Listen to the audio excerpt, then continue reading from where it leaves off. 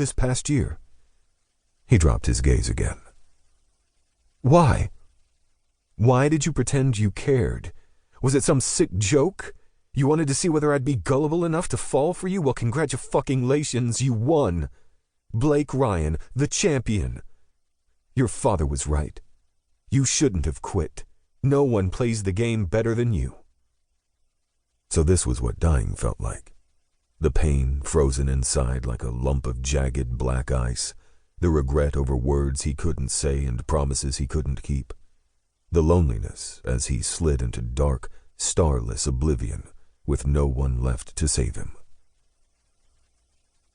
"I'm sorry. If you say I'm sorry one more time, I'll go to the kitchen, come back, and cut your balls off with a rusty knife. In fact, I may do that anyway. You're a fucking asshole. I'm sorry I wasted all this time on you, and I'm sorrier for your girlfriend. She deserves better." God, he didn't want her to leave hating him. He wanted more than anything to tell her it was all a joke, and that he was messing with her. He wanted to grab her and breathe in that orange blossom and vanilla scent that drove him crazy, to confess how head over heels he was for her, and to kiss her until they ran out of breath. But he couldn't. The first part would be a lie, and the second, well, that was something he could never do again. Farrah walked to the door. She paused in the doorway to look back at him. He expected her to hurl more venom at him. He deserved it. She didn't. Instead, she turned away and closed the door behind her with a soft click that echoed in the silence like a gunshot. His shoulders sagged. All the energy drained out of him. It was over. There was no going back. It was the right thing to do, and yet...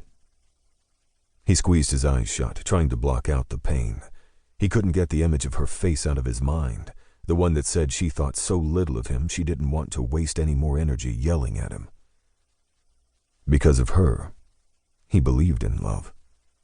The kind of knock-you-down, once-in-a-lifetime love he used to dismiss as a fantasy concocted by Hollywood to sell movies. It wasn't a fantasy. It was real. He felt it to his core. If only they'd met sooner, or under different circumstances. He'd always been a practical person, and there was no use dwelling on what-ifs.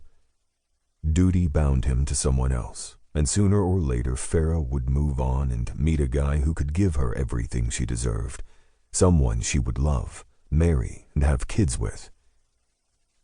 The last intact piece of his heart shattered at the thought.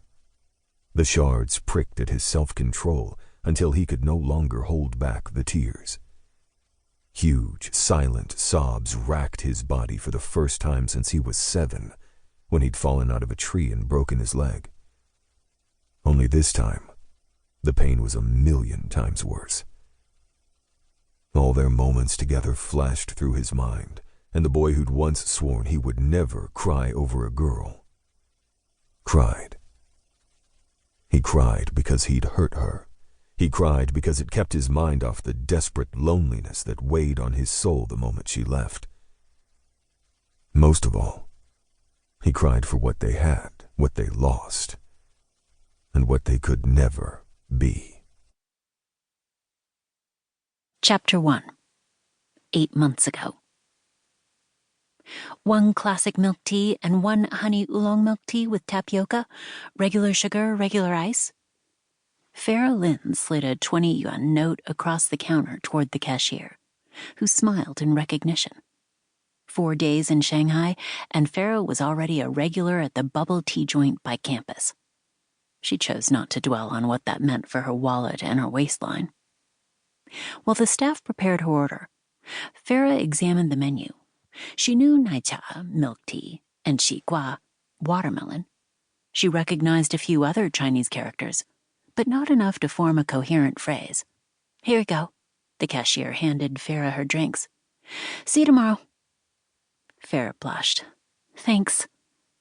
Note to self: ask Olivia to make tomorrow's run. Farrah stepped out of the tiny shop and walked back to campus. The sun began its